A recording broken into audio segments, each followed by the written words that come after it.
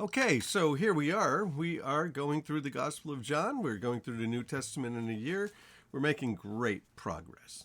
So, chapter 9 of the Gospel of John. If you can turn to 9, we'll be there and see what it has to say to us. It's going to talk to us about blindness, physical blindness, and spiritual blindness. Starts out like this, chapter 9, verse 1, Gospel of John. As he went along, he saw a man blind from birth. His disciples asked him, Rabbi, which means teacher, who sinned, this man or his parents, that he was born blind? Well, in the ancient world, if somebody had sickness, particularly sickness from birth, like this man here, they would ask, well, who sinned? He was born blind, so maybe he didn't sin, but it must have been his parents' sin, right, that caused him to be born blind. So this seems like a rather ancient, primitive idea, but we do the same thing. When we see somebody in a difficult situation, maybe they're in a difficult relational situation, we think, well, what have they done? Maybe you see someone in a difficult financial position. Well, what have they done to get there? Maybe you see somebody in a difficult physical condition. You think, well, what have they done to get themselves there? People are the same. This is just sort of something that people come up with. Nobody teaches them this, but they just sort of think this way. Neither this man nor his parents, Jesus said. But this happened so that the works of God might be displayed in him. As long as it's day, we must do the works of him who sent me. Night is coming when no one can work. While I'm in the world, I am the light of the world. Well, this is going to be an opportunity for God to show forth his glory on planet Earth through this blind man. And Jesus said as long as he's there, he's going to keep working. As long as he's in the world, he's the light. And now we're in the world bringing his light. But after saying this is unusual. After saying this, Jesus spit on the ground. He made some mud with his saliva, and he put it in the man's his eyes. Go, he told him, and go wash in the pool of Siloam. That means sent. Go wash in that pool.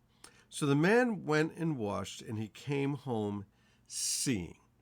Now, this is strange that he would spit and get some saliva and get some mud and put it in his eyes. Why did he do this? Who knows why he did it? He did it because he did it. And I think some of what Jesus was doing was when he would heal, he would do it all kinds of different ways and use all kinds of different patterns. If he did it the same, then we would make patterns out of this. Healing is an interesting thing because healing comes from God. And some people say that it's faith healing. Well, I'm not so sure that all healing is faith healing because you find Jesus healing someone like Lazarus who's dead. Where was his faith? It's better to call it divine healing, that God heals when he heals, how he heals, and for the reasons that he heals. And so if Jesus gave us some particular pattern, we would be doing that all the time and thinking this is how we need to do it. But God is always on the move. Jesus said that in the previous chapter. I do those things which I see the Father doing. The Father's always working, and Jesus is always working, and he does it because he does it. Well, verse 8, his neighbors had, and those who had formerly seen him begging asked, isn't this the same man that used to sit there and beg? And some claimed that yes, it was.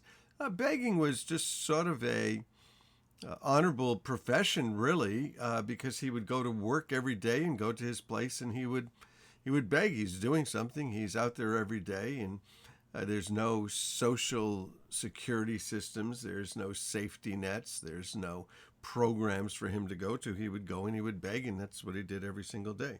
And others said, no, it can't be him. It only looks like him. That'd probably be me. I'm skeptical about anything, really.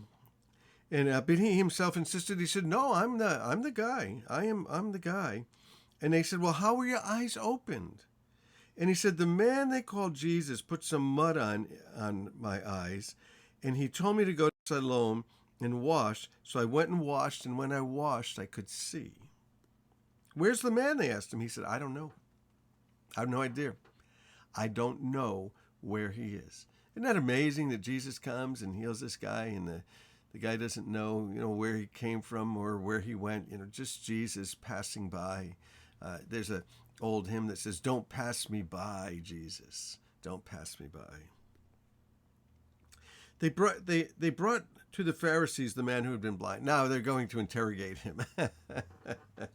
Who healed you? Who was he? What did he do? When did he do it? How did he do it? Now, the day on which he had made the mud and opened the man's eyes was, if you've been going through the Gospels with us, you can maybe guess that it's the Sabbath day, the day that you're not supposed to be doing any work, and yet Jesus heals the guy on the Sabbath. And so they bring the guy to the Pharisees, and they say, this man was healed, and we need to find out who healed him because he was breaking the ceremonial law, he was breaking the religious laws, and that he was working on the Sabbath day. So therefore the Pharisees asked him how he had received his sight. And he said, "He put mud on my eyes." The man replied, "And I washed, and now I see." Some of the Pharisees said, "This man's not from God, for he doesn't keep the Sabbath." A guy who keeps the Sabbath would never put mud on your eyes on the Sabbath day. He wouldn't do that. But others said, "Well, how can a sinner perform such signs?" So they were divided. Because some were saying, you're saying that he can't be of God because he healed on the Sabbath, but who can heal blind eyes unless God is with him? Nobody can do that. Then they turned again to the blind man. "What have you to say about him? It was your eyes he opened." Well, even after his eyes were opened, he didn't see Jesus. Isn't that sort of fascinating? Jesus sends him to the pool, and the first thing he sees is what's at the pool and the people at the pool. Hasn't seen Jesus, even though Jesus healed him. The man replied, "He's a prophet. He's a prophet." They still didn't believe that he had been blind and had received his sight until they sent for the man's parents. So let's get this guy's parents. Let's get him involved in this. "Is this your son?" they asked. "Is this the one that you say was born blind? How is it that he can now see?"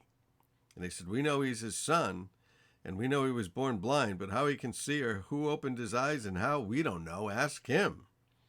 He's of age, he'll speak for himself." His parents said this because they were afraid of the Jewish leaders who already had decided that anyone who acknowledged Jesus as Messiah would be put out of synagogue. That's a big deal because it's the whole community, it's your whole neighborhood. It's a big social thing to be kicked out of a synagogue. That's why his parents said, "Ask him." The second time they summoned the man, and they said, "Glory to God by giving the truth. Tell the truth. We know this man is a sinner." And he said, "Whether he's a sinner or not, I don't know. One thing I know is I was blind and now I see." That's the line in Amazing Grace, and the line so many of us can attest to. "I once was blind and now I see." And he asked him, "What did he do to you that he opened your eyes?" He said, "I already told you and you didn't listen. What do you want? Why do you want to hear it again? Do you want to become his disciples too?" Oh. They hurled insults at him, and they said, "You're his disciple. We're disciples of Moses. We know that God spoke to Moses. Where this fellow came from, we don't know." And the guy said, "Well, that's remarkable. You don't know where he comes from, yet he opened my eyes. And we know that God doesn't listen to sinners. God listens to sinners." This is just this man's opinion. "He listens to the godly person who does his will. Nobody has ever heard of opening the eyes of a blind man. If this man were not from God, he could do nothing." To this they said, "You were steeped in sin from birth. How dare you lecture us?" And they threw him out. And so, it moves on to this case of the spiritual blindness of these people. Jesus heard that they had thrown him out, and Jesus goes and looks for him. He looks for him. He's an outcast. He's been thrown out. Jesus is going to go find him. I love that about Jesus. And he said, "Do you believe in the Son of Man?" And he said, "Sir, who is he? You tell me who he is, and I'll believe in him." And Jesus said, "You've now seen him. In fact, he's the one who's speaking to you." He didn't see him at the pool. He didn't see him when he washed his eyes. He didn't see him when he was standing in front of the Pharisees. He didn't see him when his parents came in. Now he sees him. And then the man said, "Lord, I believe," and he worshiped him.